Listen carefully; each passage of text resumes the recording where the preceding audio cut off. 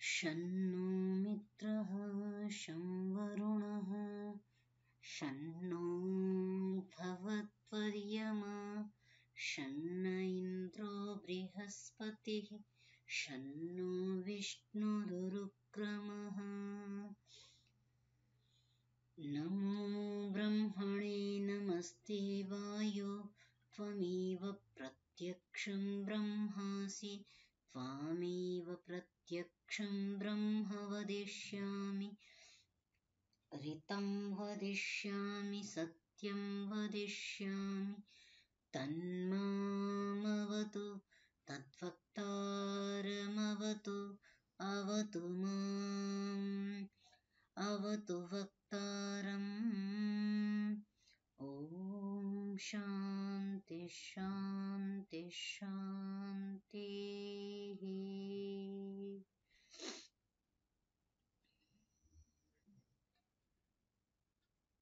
सर्वेभ्यो नमः।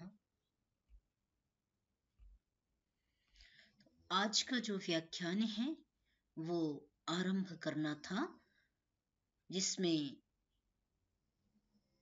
कतमी वसवः जो 33 देवता समेटे थे कि ये तो संख्या जो है वो उनकी महिमा गाने के लिए है। 3306 इस प्रकार की जो संख्या है, परंतु वस्तुतः ये 33 ही हैं। तो 33 कौन से हैं, तो उसको भी गिना दिया था। अष्टौ वसवः एकादश रुद्राः द्वादश आदित्याः इन्द्रश्चैव प्रजापतिश्च इति त्रयस्त्रिंशौ इति। अब अष्टौ वसवः जो कहा, तो वो प्रश्न विदग्ध शाकल्य ने पुनः किया कि कतमे वसवः, वे 8 वसु कौन हैं। अब उनका नाम पूर्वक विस्तार से ऋषि याज्ञवल्क्य गिनाते हैं। कहा अग्निश्च पृथिवी च वायुश्च अंतरिक्षं च आदित्यश्च द्यौश्च चंद्रमाश्च एते वसवः।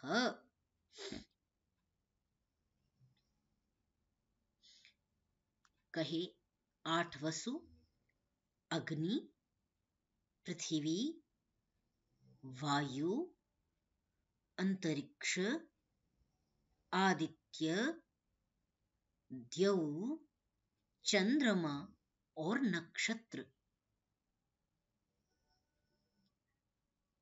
यहाँ नक्षत्रों का परिगणन किया है, विशेष ध्यातव्य है, जो प्राणियों के वास कराने की अनिवार्य शर्तें हैं।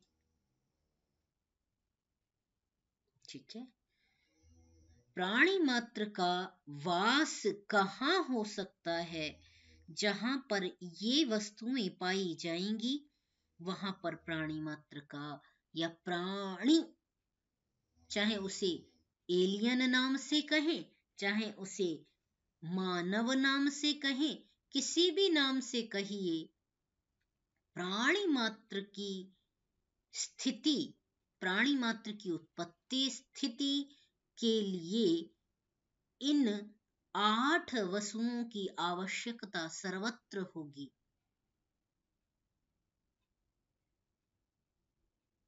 क्योंकि ये ही बसाने वाले हैं। पृथ्वी तत्व का होना, अग्नि का होना, वायु का होना, अंतरिक्ष का होना, आदित्य का होना, द्यौ का होना, चंद्रमा और नक्षत्र का होना अनिवार्य शर्त है। ठीक है,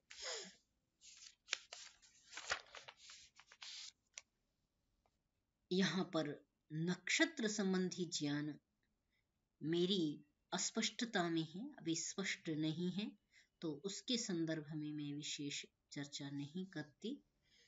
फिर जब इसके विषय में ज्ञात होगा तो बाकी पदार्थ मुझे लगता है ये जो है अग्नि, पृथ्वी, वायु आदि स्पष्ट हैं हमको। तो आगे कहा कि कतमे रुद्राः, रुद्र कितने हैं, कौन से हैं?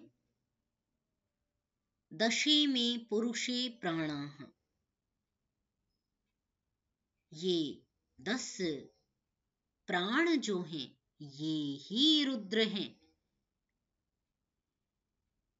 अब रुद्र से हम अलग अलग रुद्राध्याय की माध्यम से किन्हीं और का आचरण करते हैं, समझते हैं, सेवन करते हैं। तो जो यहाँ उपनिषद में अध्यात्म ज्ञान में जहाँ अध्यात्म का सर्वोच्च शिखर की जहाँ चर्चा की जा रही है, जिस ग्रंथ में अध्यात्म की गहनतम गुत्थियों पर प्रकाश डाला जा रहा है, वहां पर रुद्र कहते हैं कितने हैं, कौन से हैं को। तो कहा कि जो पुरुष में ये प्राण हैं, 10 प्राण हैं, वही रुद्र हैं। और आत्मा 11, जो आत्मा है वो 11वीं है। इसीलिए एकादश ऐसा पद बना लिया। सामान्यतः एकादश इस प्रकार बनता है, उसमें विसर्ग नहीं आता, परंतु यहाँ ये जो है प्रत्ययांत होकर के यहाँ पर एकादश आत्मा उसका विशेषण बन रहा है कि 11वां जो तत्व है वो आत्मा है।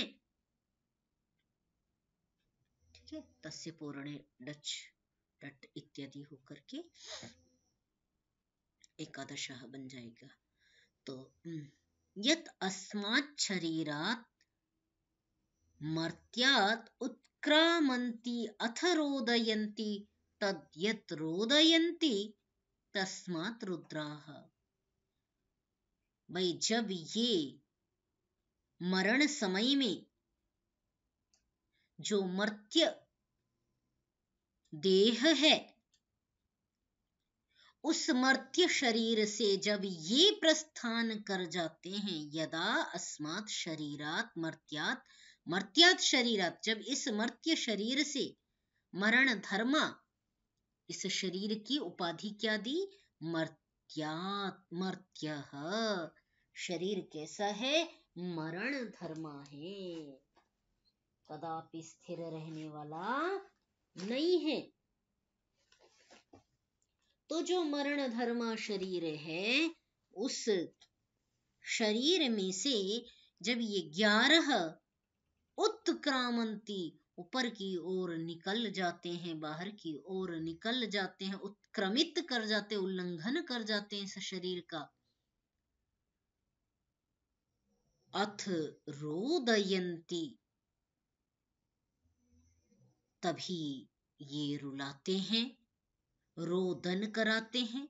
जो परिवारी, बंधु जन, स्नेही जन, प्रिय जन होते हैं, पीछे वे विलाप करते हैं, जाने वाला तो शुभ कर्म किए तो क्षण मात्र में, नहीं उतने अच्छे कर्म हैं तो कुछ कष्टों के साथ जीवात्मा प्रस्थान कर जाता है। यानी अच्छे कर्म हैं ऐसा नहीं कह सकते, ये इसका परिभाषा नहीं कर सकते।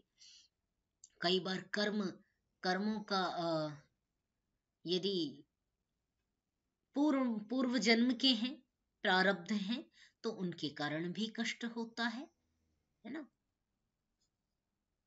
जैसे कुछ महापुरुषों के संदर्भ में देखा जाता है ना, तो उसको नहीं कहा जा सकता। जैसे भीष्म पितामह अंतिम समय में शरशैया पर रहे, तो ये नहीं कहा जा सकता कि उन्होंने गलत कर्म किए इस कारण से रहे, या उसका भोग है वो, ऐसा नहीं कह सकते, क्योंकि उनके वश में थे उनके प्राण।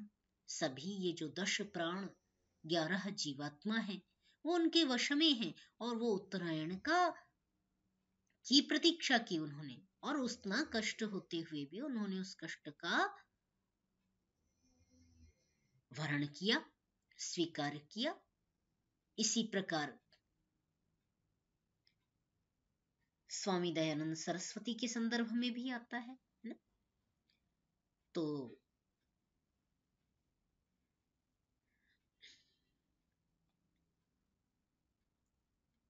ये जो हैं, ये जब निकलते हैं तो रोदन कराने वाले होते हैं। जो बंधु बांधव हैं वे रुदन करते हैं, इस कारण से ये रुद्र है।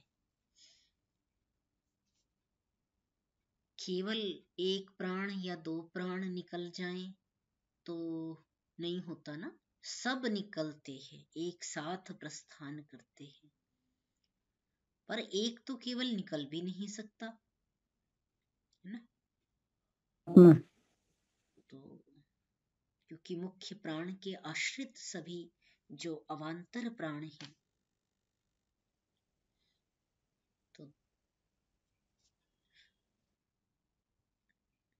वो निकलते हैं। ठीक है, आगे देखते हैं। कतमः आदित्याः, आदित्य कितने हैं? तो कहा कि आदित्य जो हैं वो 12 हैं। 12 आदित्याः, 12 जो आदित्य हैं वे 12 वै मासाः, जो मास हैं वे ही 12 आदित्य हैं। जी। क्योंकि जब तक सृष्टि रहती है तब तक अखंड रूप से मासों का ये क्रम, माने दिन वार नक्षत्र, जो क्रमशः ये बड़ा जो विभाजन है वो मासों के रूप में संवत्सर बटा हुआ है, और प्रत्येक मास का अलग अलग विभाजन किया। तो उस छोटे 30 दिनों का एक विभाजन करने के पीछे भी विशेष उद्देश्य है, तभी उनका विभाजन किया। मैं अभी उस दिन चर्चा कर रही थी ओंकार जी से, तो वो राशि नक्षत्र ये चीजें ना, तो स्पष्ट कर रहे थे कि भाई किस प्रकार जो मास का विभाजन है वो भी क्यों इतना छोटा छोटा जो मासों का विभाजन किया गया, काल की एक अवधि छोटी छोटी बनाई गई, उसका भी कारण है। चित्रा नामक नक्षत्र में जिस प्रकार वो आने पर आकृति बनी तो वो चैत्र बन गया, विशाखा नक्षत्र में आने पर वैसी आकृति बनी तो वैशाख बन गया, विशाखायां भवः वैशाखः। इसी प्रकार अन्य अन्य सभी नक्षत्रों के आधार पर मासों के नाम हो गए। वेद में जो हम नाम देखते हैं वो मधु माधव इत्यादि देखते हैं, है ना? मधु माधव सह सहस्य तप तपस्य, ऐसे करके वहां पर 12 नाम मासों के आते हैं। यजुर्वेद में मंत्र भी है, मधुश्च माधवश्च वासंतिका ऋतु, ऐसा करके कि वसंत ऋतु में मधु माधव होंगे, उसके बाद इस मास में ये 2 मंथ होंगे, 2 मंथ में एक ऋतु होगी, ऐसा करके वो पूरा मंत्र आता है यजुर्वेद में।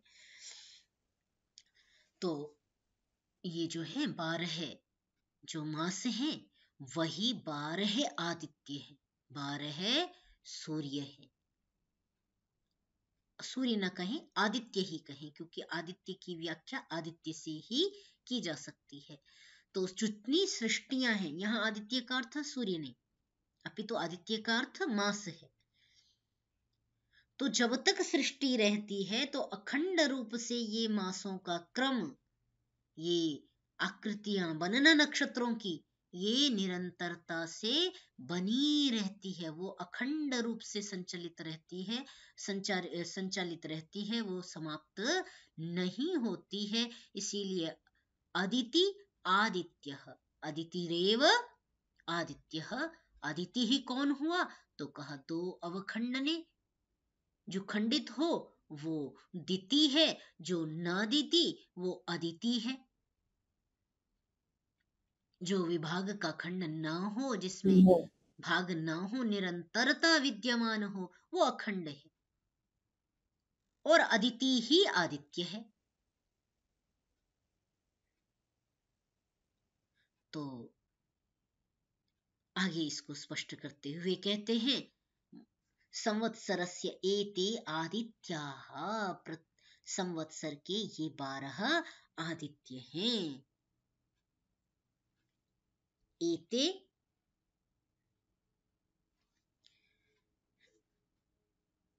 हि इदं सर्वं आददानाः यन्ति। ये विशेषता है कि काल में ये सब कुछ अपने साथ आददानः, सब ओर से साथ लेते हुए, यंती गति करते हैं, चलते हैं। आप देखें तो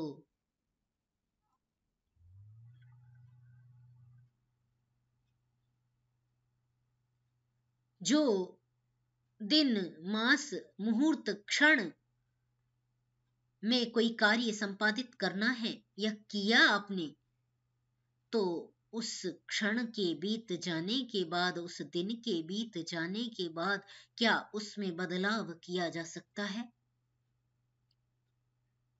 नहीं होता। न उस कार्य को बदल सकते, चाहे वो अच्छा हो गया चाहे वो बुरा हो गया। न कार्य में, क्रिया में बदलाव हो सकता है, न उस क्षण दिन को वापस लौटाया जा सकता है।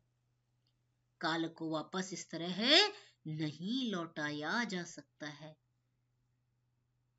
कुछ इस प्रकार की चलचित्र बने जिसमें वो समय कल्पना की कि समय को वो कितने वर्षों पीछे ले आए,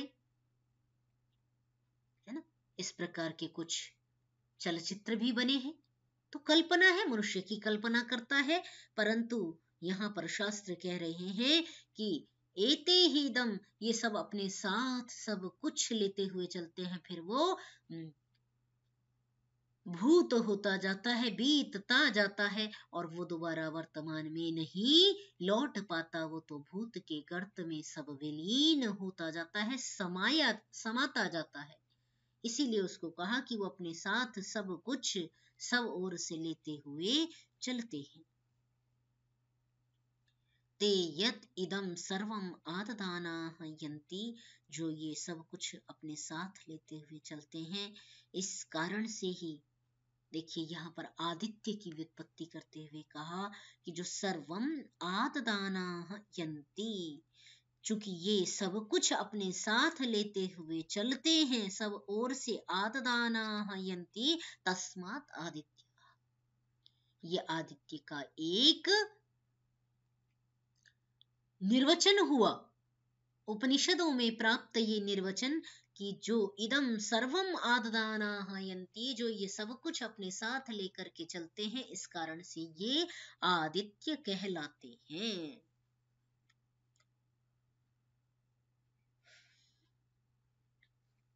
कतमः इंद्रः, इंद्र कौन सा है?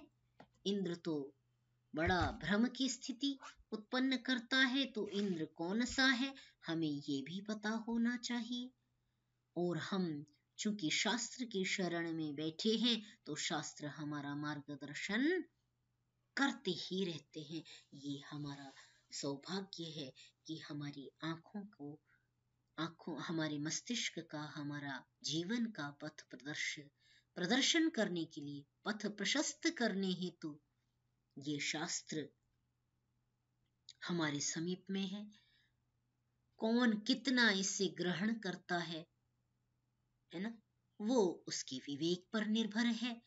बाकी सामान्य रूप से सभी इस संसार सागर में दो आंख दो नाक लिए हुए के, गोलक दो कान, है ना, हाथ पैर इत्यादि लिए हुए सामान्य रूप से सभी परमात्मा ने बनाए हैं। जैसा वेद कहता है, अक्षणवंतः कर्णवंतः, आंखों वाले कानों वाले सब होते हुए, है ना। अक्षणवन्तः कर्णवन्तः सखायः मनोजवेषु असमा बभूवुः, आदध्ना स उपकक्षा स उत्वे स्नात्वा हृदा इव तदृशे। कोई उसमें कमर तक नहाता है, कोई घुटनों तक नहा लेता है, कोई गर्दन तक डूब लेता है। तो जितनी डुबकी लगाएं उतना ही मोती पाएंगे। तो इंद्र कौन सा है और प्रजापति कौन सा है, प्रश्न आया। तो उसका उत्तर देते हुए ऋषि कहते हैं स्तनयित्नुः एव इंद्रः। स्तनयित्नु ही इंद्र है। जो चमकने वाली है स्तनयित्नु, वही इंद्र है। यज्ञः प्रजापतिः,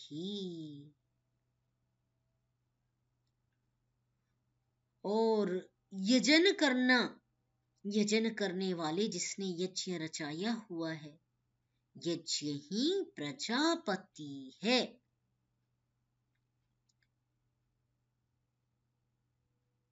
किसी गंभीर ज्ञान की ओर यहां इशारा किया जा रहा है, जो जहां तक हमारी पहुंच नहीं है। प्रजापति यज्ञ है, ये शब्द सुनने में बड़ा सरल लग रहा है, परंतु इसकी गहराई नापें तो बहुत ज्यादा है। तो ये जो शब्द है, ये शोध का, प्रकाश का की अपेक्षा करता है। तो कहा कि जो स्तनयित्नु है वही इंद्र है, और यज्ञ जो है वही प्रजापति है। तो कहा स्तनयित्नु कौन सी है, और तो उसका भी स्पष्टता प्रदान करते हुए तो कहते हैं अशनि ही जो है वही स्तनयित्नु है।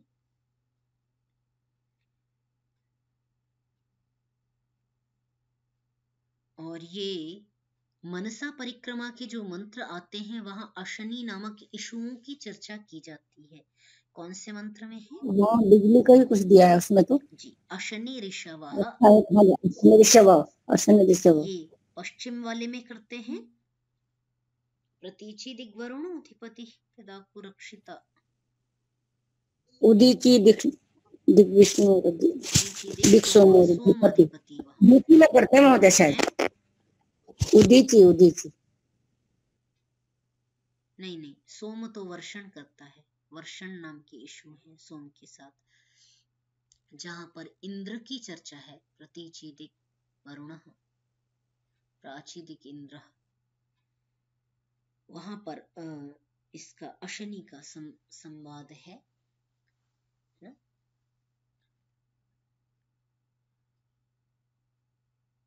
प्राची के साथ आदित्य हो गया, दक्षिणादित्य। ठीक है, देख लीजिए। तो जो अशनि है वो स्तनयित्नु है। जो बिजली का चमकने वाला जो अशनि स्वरूप है, गरजने वाला जो स्तनयित्नु है, वो इंद्र है।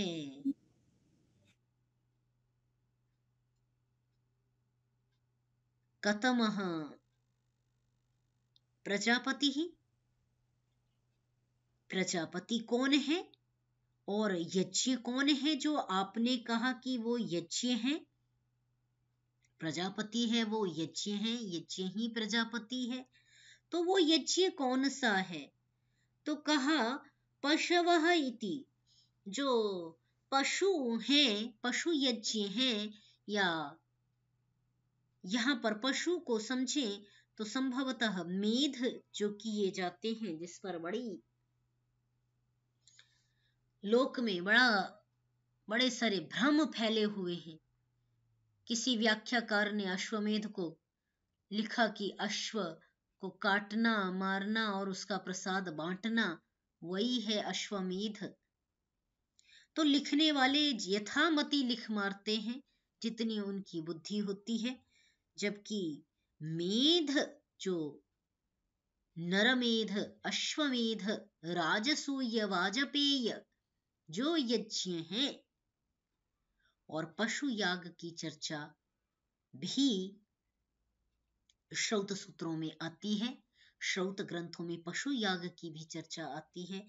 उस पशु याग की ओर यदि इंगित कर रहे हैं तो उसका भाव भी बहुत ऊंचा है। यदि उसके संदर्भ में यह चर्चा की जा रही है तो चूंकि यहाँ पर हम शब्द देख रहे हैं, इन शब्दों की गहराई मापना बिना शास्त्रीय आधार के नहीं की जा सकती। तो कहा वो यज्ञ कौन सा है, तो कहा वो पशु यज्ञ, जो यज्ञ प्रजापति यज्ञ कहलाता है। जब हम सप्तलोक लोकों की कल्पना करते हैं, लोकांतरों की कल्पना करते हैं, तो वहां प्रजापति की भी चर्चा आती है, जो मैंने पहले भी कई बार कक्षा में उसका उल्लेख भी किया है। तो उसको देख सकते हैं।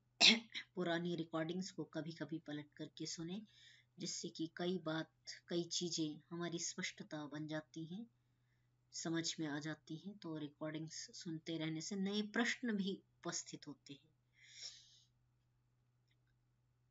कतवें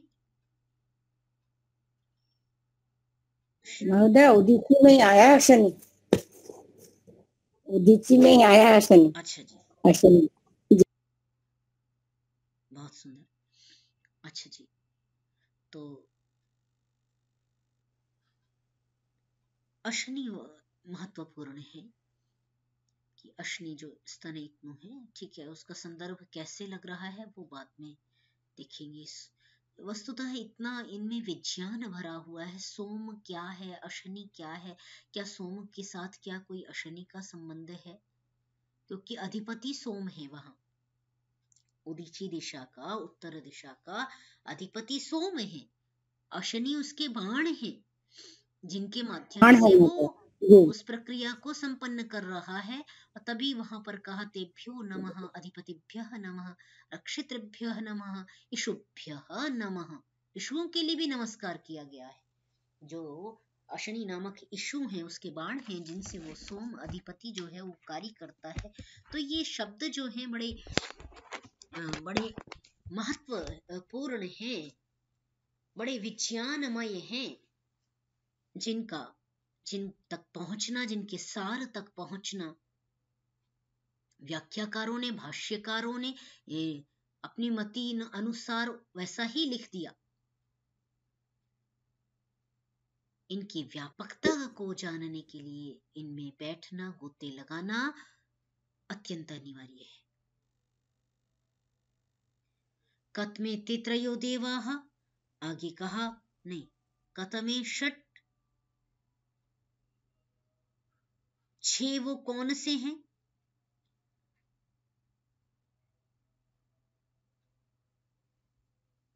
अच्छा, ये तो हो गए अष्टौ वसव, 11 रुद्र और 11 आदित्य तो हो गई है ना। परंतु जो 33, जब वो उन्होंने कहा था कि भाई 33,006 हैं, तो वो 6 कौन से हैं जो कहा था? संख्या वो कम करते गए थे ना कि इतने हैं, अब 33 हैं। 33 के बाद फिर याज्ञवल्क्य से फिर पूछा देव कितने हैं, तो कहा था कि 6 हैं। तो फिर कहा कि 6 अब कितने हैं, तो कहा 3 हैं। फिर वो 2 बताए कि 2.5 बताया, नहीं 2 बताए, फिर 1.5 बताया, फिर 1 बताया था। तो वो पूछा अब वो जो 6 तुमने कहा, वो 6 किस आधार पर कहा था? 6 देवता हैं, है ना। तो देखिए हम कितने देवताओं की स्तुति कर रहे होते हैं, और हमको करनी चाहिए, क्योंकि वो हमें दे रहे हैं, हमारा पोषण कर रहे हैं। तो कहा कि वे 6 जो देवता हैं, अग्निश्च, पृथ्वीच, वायुच वायुश्च वायुश्च अंतरिक्षं च आदित्यश्च द्यौश्च।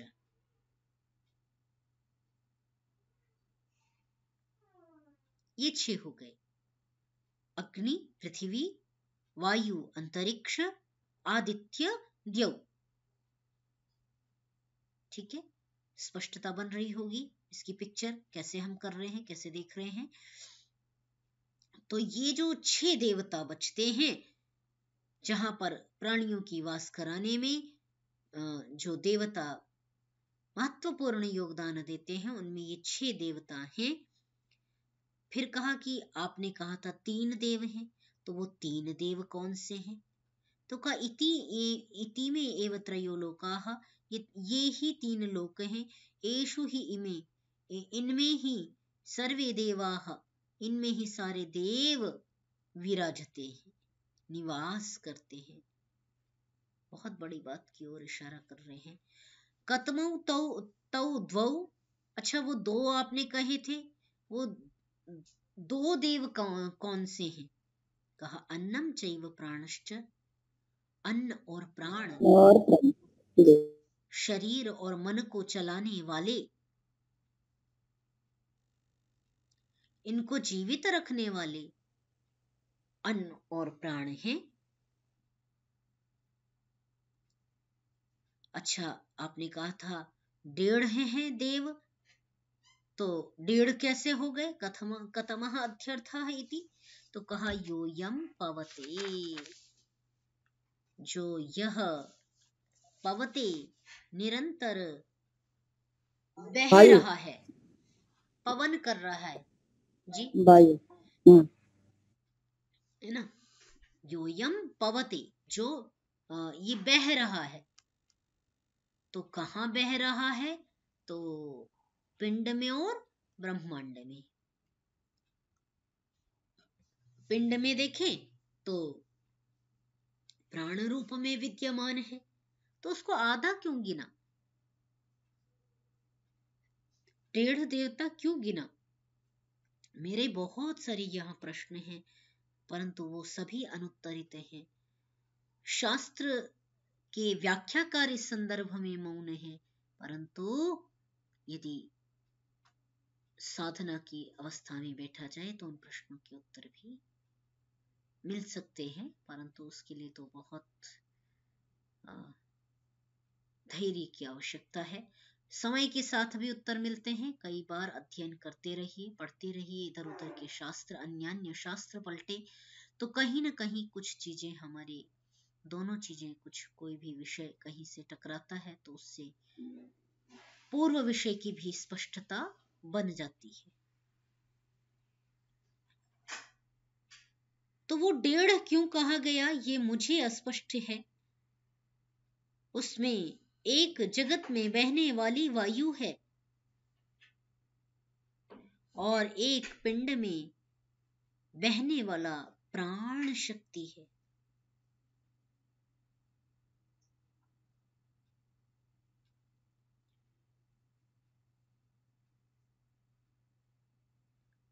इनमें कोई बड़ा होगा, इनमें कोई छोटा है, जिसके कारण से उसको 1.5 कहा गया। भाई 2 भी गिना सकते थे, 1 भी गिना सकते थे कि पिंड में इसका प्राण स्वरूप है, ब्रह्मांड में इसका वायु स्वरूप है। तो ये भी रहस्य है। इत्याचक्षते, ऐसा कहा जाता है कि पिंड में जो नहीं, अच्छा एक छूट गया। हाँ, तद आहुः यद अयम एकः एक इव एव पवते। कह रहे कि अब ये जो एक देवता की बात कही थी, जो आपने एक देवता कहा था, वो एक इव एव पवते, वो अकेला ही संपूर्ण ब्रह्मांड में विचरण कर रहा है। पिंड में भी बह रहा है और ब्रह्मांड में भी बह रहा है। अथ कथम अध्यर्थ इति यत् अस्मिन् इदं सर्वं अध्या आर्थनोत सर्वम अध्यार्थनोत। कहा कि भाई वो 1.5 कैसे है, इसमें यह सब कुछ जो विश्व है, आर्थनोत, वो समृद्ध हो रहा है, समृद्धि को प्राप्त कर रहा है। उसका उत्तर दे रहे हैं कि 1.5 क्यों बना, अध्यर्थ क्यों कहा। तो कह रहे हैं कि अधि आर्थनोत, क्योंकि इसमें सारा जो ब्रह्मांड क्या ये सभी प्राणी हैं, वो इनमें ही समृद्धि को प्राप्त कर रहे हैं। अधिरिध्नोति अध्यर्थम, अध्यार्थनोति अध्यार्थनोत, ऐसा बना लिया।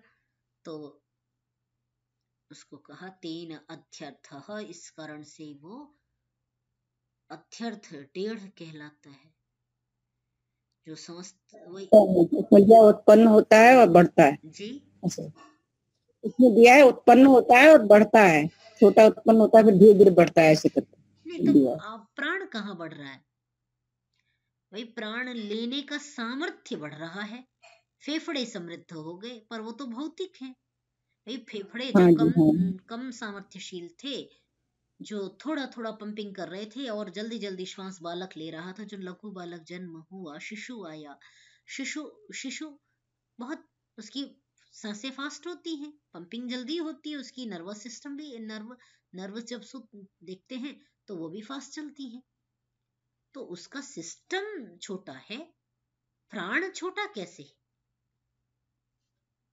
ब्रह्मांड का वायु बड़ा कैसे है? ये 1.5 कैसे है? तो ऋषि ने तो स्पष्ट किया है, परंतु हम अल्पमति उसको समझने में अभी भी असमर्थ हैं। तो कतमः एकः देवः इति,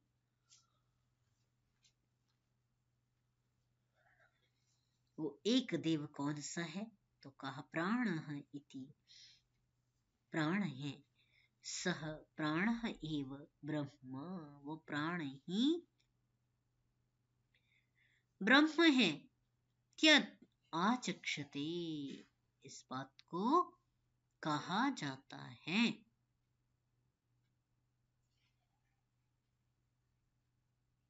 ठीक है,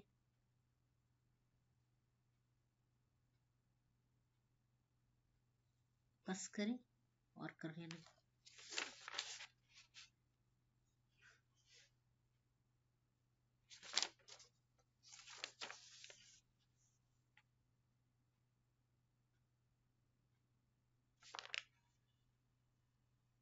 बस करते हैं, कल कर लेंगे। कोई प्रश्न, जिज्ञासा, विशेष विमर्श आपका है तो रख ले।